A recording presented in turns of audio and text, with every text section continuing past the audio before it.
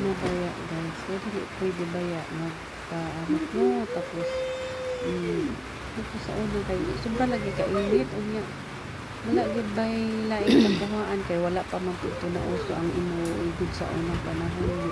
Mato, nagpaamot ko sa ila guys, tagpuan. 50 siguro to kada bata.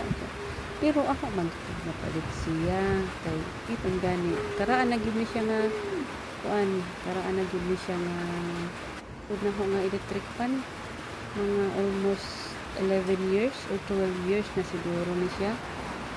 So, naapaghapon karon, nagamit paghapon karon. So, depende lang yun sa paggamit mo, kanang kamao ka maamping sa gamit kani siya guys, kanino kani electric fan.